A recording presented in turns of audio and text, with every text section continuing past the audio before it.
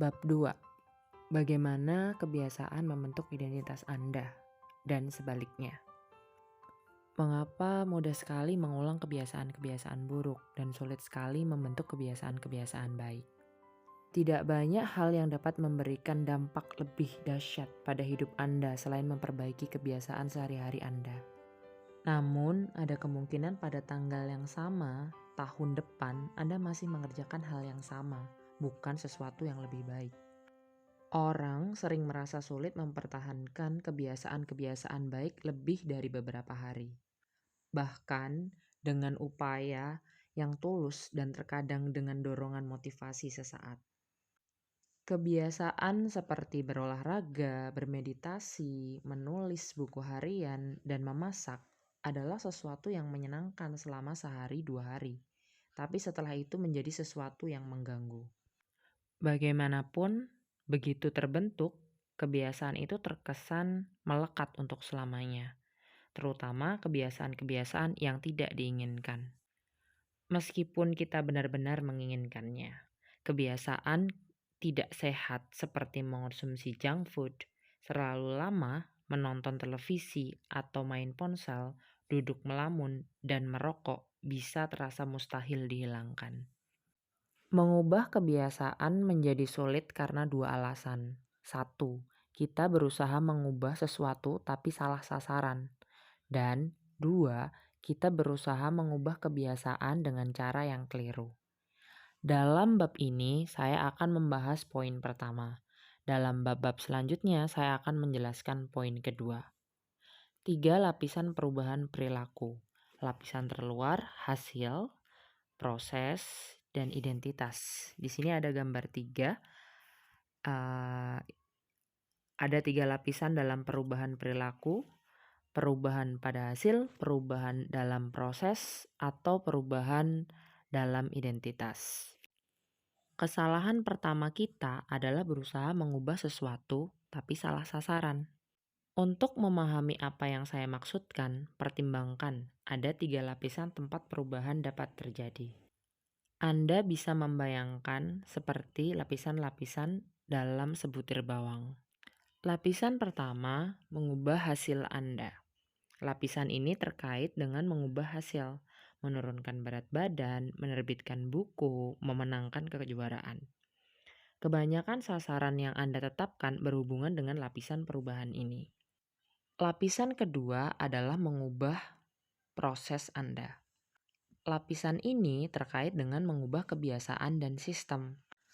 Menerapkan rutinitas baru di tempat olahraga, merapikan meja kerja supaya aliran kerja lebih baik, mengembangkan latihan meditasi. Kebanyakan kebiasaan yang Anda bangun terkait dengan lapisan ini. Lapisan ketiga dan paling dalam adalah mengubah identitas Anda. Lapisan ini terkait dengan mengubah keyakinan, pandangan Anda tentang dunia, citra diri Anda, penilaian Anda terhadap diri sendiri dan orang lain. Sebagian besar keyakinan, asumsi, dan kecenderungan yang Anda pegang terkait dengan lapisan ini. Hasil adalah hal-hal yang Anda dapatkan. Proses terkait dengan apa yang Anda lakukan. Identitas terkait dengan apa yang Anda yakini. Dalam hal membangun kebiasaan-kebiasaan yang tahan lama, membangun sistem perbaikan 1%, masalahnya bukan bahwa lapisan satu lebih baik atau lebih buruk daripada lapisan lain. Semua tingkat perubahan berguna dengan caranya sendiri. Masalahnya ada pada arah perubahan. Banyak orang memulai proses pengubahan kebiasaan dengan berfokus pada apa yang mereka ingin raih. Ini mengantar kita ke kebiasaan berbasis hasil. Alternatifnya adalah membangun kebiasaan berbasis identitas. Dengan pendekatan ini, kita mulai dengan berfokus pada kita ingin menjadi sosok seperti apa. Di gambar 4, dengan kebiasaan berbasis hasil, kita berfokus pada hal yang kita ingin raih. Dengan kebiasaan berbasis identitas, kita berfokus pada kita ingin menjadi sosok seperti apa. Bayangkan 2 orang sedang berusaha berhenti merokok. Ketika ditawari rokok, orang pertama menjawab, "Tidak, terima kasih. Saya berusaha berhenti." Kedengarannya seperti jawaban yang masuk akal. Padahal orang ini masih percaya bahwa dia adalah perokok yang sedang berusaha melakukan hal lain. Dia berharap perilakunya berubah sembari membawa keyakinan yang sama. Orang kedua menolak dengan berkata, "Tidak, terima kasih, saya bukan perokok." Itu perbedaan kecil, tapi pernyataan ini mengisyaratkan perubahan identitas. Merokok adalah bagian dalam kehidupan lama, bukan kehidupan saat ini. Dia tak lagi mengidentifikasi diri sebagai seorang yang merokok. Kebanyakan orang bukan tidak mempertimbangkan perubahan identitas ketika mereka menetapkan ingin memperbaiki diri. Mereka hanya berpikir, "Aku ingin menjadi langsung hasilnya. Dan kalau bertahan pada diet ini, aku akan menjadi langsing." Proses. Mereka menetapkan sasaran dan menentukan aksi-aksi yang harus mereka ambil untuk meraih sasaran itu tanpa mempertimbangkan keyakinan-keyakinan yang mendorong aksi-aksi itu. Mereka tidak pernah mengubah cara pandang pada diri sendiri, dan mereka tidak sadar bahwa identitas lama mereka dapat menyabot rencana baru mereka untuk berubah. Di balik setiap sistem aksi terdapat sistem keyakinan. Sistem demokrasi misalnya, didasarkan pada keyakinan seperti kebebasan, kekuasaan mayoritas, dan keadilan sosial. Sistem kediktatoran memiliki seperangkat keyakinan yang sangat berbeda, misalnya otoritas mutlak dan kepatuhan ketat. Anda dapat membayangkan banyak cara untuk berusaha membuat lebih banyak orang menggunakan hak suara dalam demokrasi. Tapi perubahan perilaku seperti itu tidak akan pernah tinggal landas dalam kediktatoran. Itu bukan identitas sistem tersebut. Pemilihan umum adalah hal yang mustahil di bawah seperangkat keyakinan tertentu. Pola serupa berlaku, entah kita bicara tentang individu, organisasi, atau masyarakat. Ada seperangkat keyakinan dan pengandaian yang membentuk sistem, identitas di balik kebiasaan-kebiasaan. Perilaku yang tidak bersesuaian dengan diri tidak akan tahan lama. Anda mungkin ingin menjadi lebih kaya, tapi identitas Anda menunjukkan orang yang konsumtif, bukan produsen. Jadi, Anda cenderung berbelanja daripada mendapatkan uang. Anda mungkin ingin menjadi lebih sehat, tapi Anda terus mendahulukan kenyamanan daripada kesuksesan. Jadi, Anda cenderung bermalas-malasan daripada berolahraga. Mengubah kebiasaan itu sulit jika Anda tidak pernah mengubah keyakinan mendasar yang mengantar ke perilaku lama. Anda mempunyai sasaran baru dan rencana baru, tapi Anda tidak mengubah siapa Anda.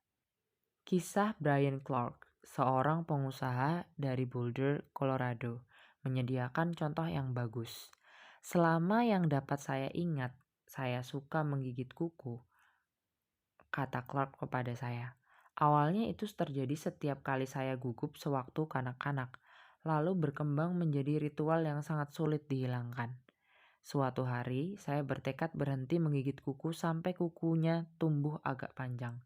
Hanya lewat kemauanlah saya berusaha melakukannya." Kemudian, Clark melakukan sesuatu yang di luar dugaan. "Untuk pertama kalinya, saya minta istri saya menjadwalkan perawatan kuku untuk saya," katanya. "Dalam pikiran saya, kalau saya harus membayar untuk merawat kuku, saya tidak akan menggigit kuku lagi." Ternyata berhasil, tapi bukan karena alasan keuangan. Perawatan kuku membuat jemari saya menjadi lebih rapi untuk pertama kali. Perawatan kuku bahkan berkata bahwa setelah tidak digigiti, saya mempunyai kuku yang sangat sehat dan menarik. Tiba-tiba, saya bangga atas kuku saya. Dan meskipun tidak pernah mengharapkannya, ternyata hal itulah yang mengubah saya. Saya tidak pernah menggigit kuku lagi, sama sekali. Dan itu karena sekarang saya bangga merawat kuku dengan benar. Bentuk akhir motivasi yang muncul secara alami adalah ketika kebiasaan menjadi bagian dari identitas Anda. Di satu pihak, kita mengatakan saya tipe orang yang menginginkan ini. Ini sangat berbeda dengan mengatakan saya tipe orang seperti ini. Makin bangga Anda terhadap aspek tertentu dalam identitas Anda, makin termotivasilah Anda untuk mempertahankan kebiasaan-kebiasaan yang terkait dengannya. Bila bangga dengan tampilan rambut Anda akan mengembangkan berbagai kebiasaan untuk merawat dan menjaganya.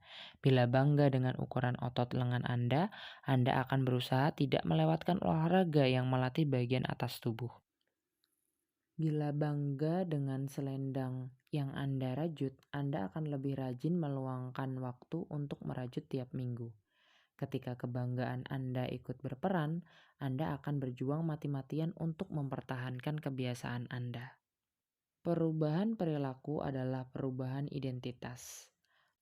Anda mungkin memulai suatu kebiasaan karena motivasi, tapi satu-satunya alasan Anda mempertahankannya adalah karena itu bagian dari identitas Anda. Perubahan perilaku yang sejati adalah perubahan identitas. Anda mungkin memulai suatu kebiasaan karena motivasi, tapi satu-satunya penyebab yang membuat Anda bertahan adalah karena kebiasaan itu merupakan bagian dari identitas Anda. Seseorang dapat membujuk dirinya untuk berolahraga atau menyantap makanan sehat sekali atau 2 kali. Tapi jika orang itu tidak mengubah keyakinan di balik perilaku tersebut, sulit untuk mempertahankannya dalam jangka panjang. Perbaikan hanya sementara, kecuali menjadi bagian dari siapa diri Anda. Sasaran Anda bukan membaca sebuah buku. Sasaran Anda adalah menjadi pembaca.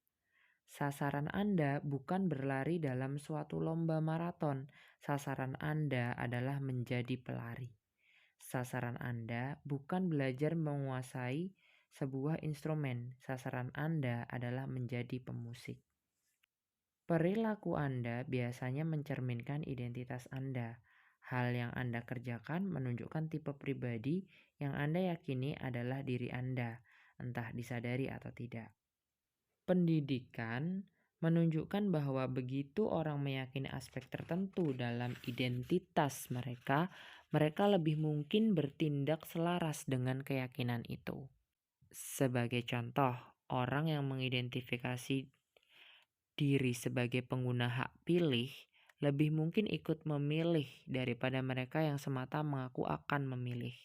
Begitu pula orang yang memasukkan olahraga ke identitas mereka tidak harus membujuk diri untuk berlatih. Melakukan sesuatu yang benar itu mudah. Lagi pula ketika perilaku dan identitas Anda benar-benar selaras, Anda tak lagi harus berusaha mengubah perilaku.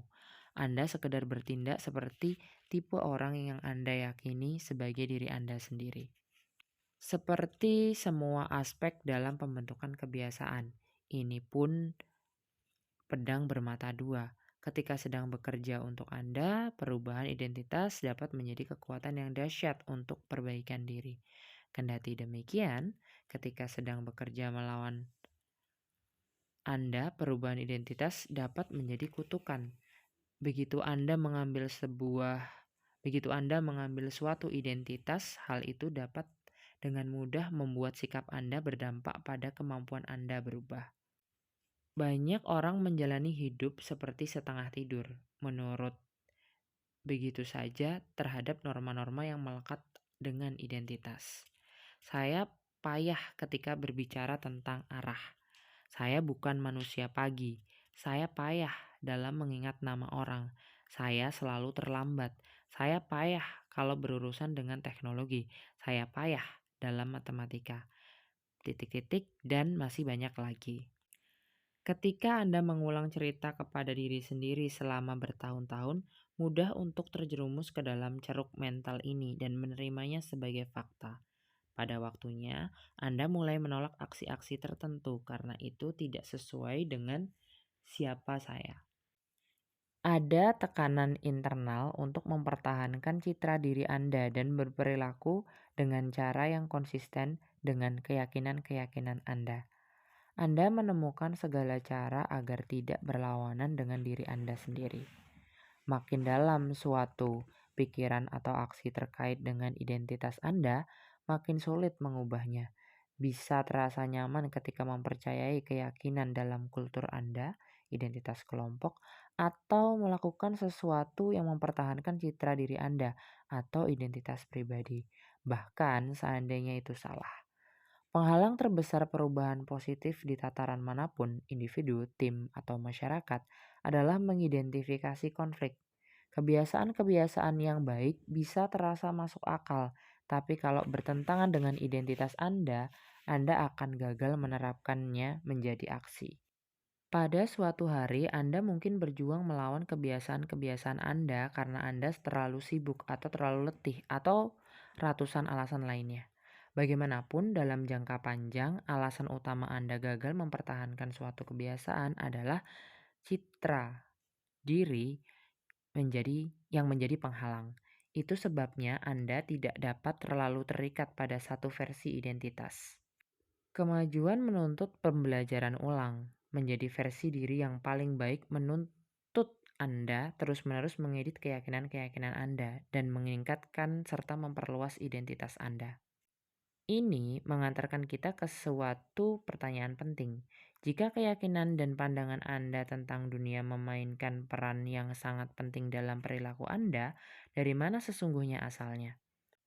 Bagaimana tepatnya identitas Anda terbentuk? Bagaimana Anda dapat menekankan aspek-aspek baru identitas Anda yang berguna bagi Anda dan pelan-pelan menghapus bagian-bagian yang menghambat Anda? Next, proses 2 langkah untuk mengubah identitas. Identitas Anda berasal dari kebiasaan Anda. Anda tidak dilahirkan dengan keyakinan bawaan. Setiap keyakinan termasuk tentang diri sendiri, dipelajari dan dikondisikan melalui pengalaman. Lebih tepatnya, kebiasaan Anda tergantung pada bagaimana Anda mewujudkan identitas Anda. Kemudian, merapikan tempat tidur setiap hari, Anda mewujudkan identitas orang yang terorganisasi. Ketika menulis setiap hari, Anda mewujudkan identitas orang yang kreatif. Ketika berolahraga setiap hari, Anda mewujudkan identitas orang yang atletis. Makin sering Anda mengulang suatu perilaku, makin sering Anda memperkuat identitas yang terkait dengan perilaku itu. Dalam kenyataan, kata identitas awalnya diturunkan dari kata Latin essentitas, yang berarti ada, dan identidem, yang berarti berulang. Jadi, identitas Anda secara harfiah adalah ada yang diulang. Apapun identitas Anda saat ini, Anda hanya mempercayainya karena Anda memiliki bukti tentangnya. Kalau Anda pergi ke tempat ibadah selama 20 tahun, Anda mempunyai bukti bahwa Anda religius. Jika Anda belajar biologi selama 1 jam setiap malam, Anda mempunyai bukti bahwa Anda rajin. Jika Anda pergi ke tempat olahraga meskipun sedang turun hujan, Anda mempunyai bukti bahwa Anda berkomitmen untuk tetap bugar. Makin banyak bukti bahwa Anda memiliki suatu keyakinan, makin kuat Anda akan meyakininya. Selama sebagian besar masa awal hidup, saya tidak memandang diri saya sebagai penulis. Jika Anda dulu bertanya kepada salah seorang guru SMA atau dosen saya, mereka akan memberitahu Anda bahwa saya hanya penulis biasa, tanpa kelebihan khusus. Ketika memulai karir menulis, saya menerbitkan artikel baru setiap Senin dan Kamis, selama beberapa tahun pertama. Ketika bukti bertambah, begitu pula identitas saya sebagai penulis. Saya tidak mulai berkarya sebagai penulis. Saya menjadi penulis karena kebiasaan saya. Tentu saja kebiasaan Anda bukan satu-satunya aksi yang mempengaruhi identitas Anda, tapi karena sering kebiasaan itu biasanya menjadi yang paling penting. Tiap pengalaman dalam hidup mengubah citra diri Anda, tapi mustahil Anda memandang diri sebagai pesepak bola karena Anda pernah satu kali menendang bola, atau memandang diri sebagai seniman karena membuat coretan-coretan yang mirip gambar. Namun, ketika Anda mengulang aksi-aksi ini, bukti menjadi terakumulasi dan citra diri Anda mulai berubah. Pengaruh pengalaman yang hanya satu kali cenderung memudar sejalan dengan waktu. Sementara pengaruh kebiasaan semakin kuat, yang berarti kebiasaan berperan paling banyak sebagai bukti yang membentuk identitas. Dengan cara ini, proses membangun kebiasaan sesungguhnya sama dengan proses menjadi diri sendiri. Ini evolusi yang bertahap. Kita tidak berubah dalam sekejap. Kita tidak berubah dalam sekejap mata dan langsung menjadi orang yang sama sekali baru. Kita berubah sedikit demi sedikit, hari demi hari, kebiasaan demi kebiasaan kita terus-menerus mengalami evolusi mikro diri. Tiap kebiasaan berfungsi seperti saran. Hey, mungkin inilah saya. Bila Anda menyelesaikan satu buku, barangkali Anda tipe orang yang suka membaca. Bila Anda pergi ke sana kebugaran, barangkali Anda tipe orang yang gemar berolahraga. Jika Anda berlatih bermain gitar, barangkali Anda tipe orang yang menyukai musik. Setiap aksi yang Anda ambil sama seperti suara pendukung untuk tipe orang yang menjadi cita-cita Anda. Tidak ada peristiwa tunggal yang akan mengubah keyakinan Anda, tapi ketika dukungan terbangun, begitu pula bukti untuk identitas baru Anda. Ini satu alasan perubahan yang bermakna tidak memerlukan perubahan yang radikal. Kebiasaan-kebiasaan kecil dapat membuat perbedaan yang bermakna dengan menyediakan bukti untuk identitas baru. Dan bila suatu perubahan bermakna, perubahan itu sungguh besar. Itulah paradoks dalam membuat perbaikan-perbaikan kecil. Kalau kita rangkum, Anda dapat melihat bahwa kebiasaan adalah jalur untuk mengubah identitas Anda. Cara paling praktis untuk mengubah siapa Anda adalah mengubah apa yang Anda lakukan. Tiap kali Anda berlatih bermain biola, Anda seorang pemusik. Tiap kali Anda mulai berolahraga, Anda seorang atlet. Tiap kali Anda menyemangati karyawan Anda seorang pemimpin. Tipe kebiasaan tidak hanya mendatangkan hasil, tapi juga mengajarkan kepada Anda sesuatu yang jauh lebih penting. Percaya pada diri sendiri. Anda mulai percaya Anda sungguh dapat meraih hal-hal ini. Ketika suara yang mendukung bertambah banyak dan bukti mulai berubah, kisah yang Anda ceritakan sendiri juga mulai berubah. Tentu saja, cara ini juga bekerja ke arah yang berlawanan. Setiap kali Anda memilih menjalankan kebiasaan buruk, itu suara yang mendukung untuk identitas itu. Kabar baiknya adalah Anda tidak harus menjadi sempurna. Dalam setiap pemilihan selalu ada suara mendukung untuk kedua pihak. Anda tidak memerlukan suara mendukung yang bulat untuk memenangi pemilihan umum. Anda hanya memerlukan mayoritas.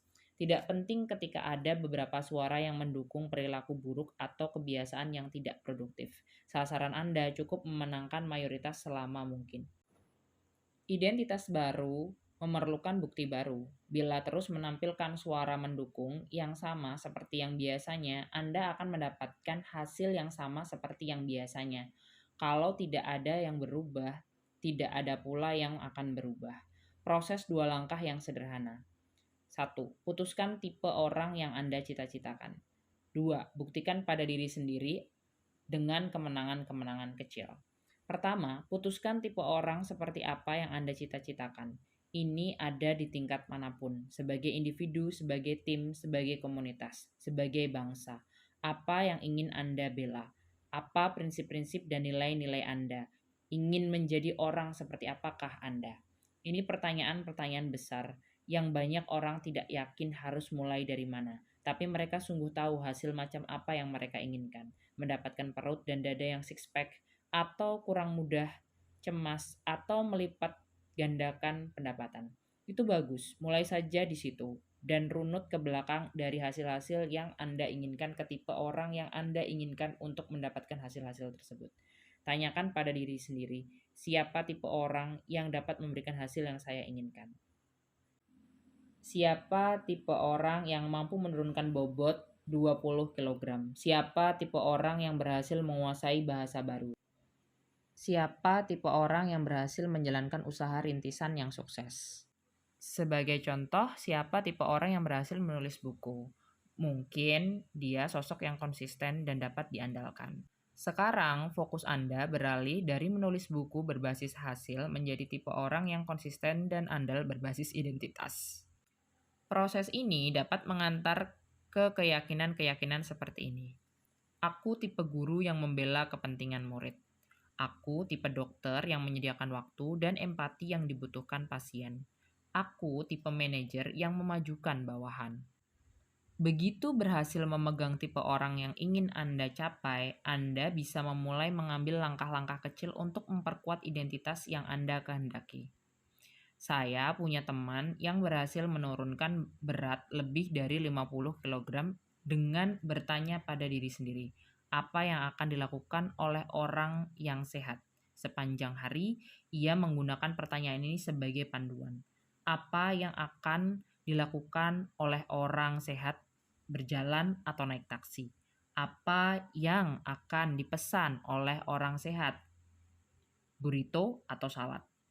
Teman saya membayangkan bahwa seandainya ia berperilaku seperti orang sehat dalam jangka waktu yang cukup lama, akhirnya ia akan menjadi orang itu. Ia benar. Konsep kebiasaan berbasis identitas merupakan pengantar pertama kita ke tema pokok lain dalam buku ini. Lingkaran umpan balik feedback loop. Kebiasaan Anda membentuk identitas Anda, dan identitas Anda membentuk kebiasaan-kebiasaan Anda. Kita berada di jalan dua arah. Pembentukan semua kebiasaan adalah lingkaran umpan balik, konsep yang akan kita gali lebih dalam di bab mendatang. Tapi yang penting adalah membiarkan nilai-nilai, prinsip-prinsip, dan identitas Anda menggerakkan lingkaran itu, bukan hasil-hasil Anda. Yang harus selalu difokuskan adalah menjadi tipe orang, bukan hasilnya sendiri. Next, alasan sesungguhnya mengapa kebiasaan itu penting. Perubahan identitas adalah kiblat untuk perubahan kebiasaan. Bagian lain buku ini akan memberi Anda petunjuk selangkah demi selangkah tentang cara membangun kebiasaan yang lebih baik dalam diri sendiri, keluarga, tim, perusahaan, dan dimanapun yang Anda inginkan. Namun, pertanyaan yang sejati adalah, apakah Anda menjadi tipe orang yang Anda cita-citakan? Langkah pertama bukan apa dan bagaimana, melainkan siapa. Anda perlu tahu ingin menjadi seperti siapakah Anda. Kalau tidak begitu, upaya Anda mencari perubahan akan seperti kapal kemudi, dan itu sebabnya kita mulai di sini. Anda memiliki kekuasaan untuk mengubah keyakinan terhadap diri sendiri. Identitas Anda tidak terpahat pada batu. Setiap saat Anda mempunyai pilihan. Anda dapat memilih identitas yang ingin Anda perkuat setiap hari dengan kebiasaan-kebiasaan yang Anda pilih hari ini. Dan ini mengantar kita ke tujuan lebih mendalam buku ini serta alasan sesungguhnya mengapa kebiasaan itu penting. Membangun kebiasaan yang lebih baik tidak sama dengan mengotori hari Anda dengan kegiatan-kegiatan remeh. Tidak sama dengan membersihkan gigi tiap malam atau mandi air dingin tiap pagi, atau mengenakan baju yang sama setiap hari. Tidak sama dengan membuat upaya-upaya eksternal yang sukses seperti mencari lebih banyak uang, menurunkan berat badan, atau mengurangi stres. Kebiasaan dapat memudahkan Anda meraih semua hal itu, tapi pada dasarnya itu tidak terkait dengan mempunyai sesuatu. Kebiasaan terkait dengan menjadi seseorang. Akhirnya, kebiasaan Anda penting karena memudahkan Anda menjadi tipe orang yang Anda inginkan. Kebiasaan menjadi saluran yang memungkinkan Anda mengembangkan keyakinan terdalam tentang diri Anda sendiri. Secara harfiah, Anda menjadi kebiasaan Anda. Ringkasan bab. Ada 3 tingkatan perubahan. Perubahan hasil, perubahan proses, dan perubahan identitas. 2. Cara paling efektif untuk mengubah kebiasaan Anda adalah berfokus bukan pada apa yang Anda ingin capai, melainkan tipe orang yang Anda inginkan. 3. Identitas Anda muncul dari kebiasaan-kebiasaan Anda. Setiap aksi sama seperti suara dukungan untuk tipe orang yang Anda inginkan. Menjadi versi terbaik diri Anda menuntut Anda terus-menerus mengedit keyakinan-keyakinan Anda dan meningkatkan serta memperluas identitas Anda. Alasan utama kebiasaan itu penting bukan karena memberi Anda hasil-hasil yang lebih baik meskipun bisa, tetapi karena kebiasaan dapat mengubah keyakinan tentang diri Anda sendiri.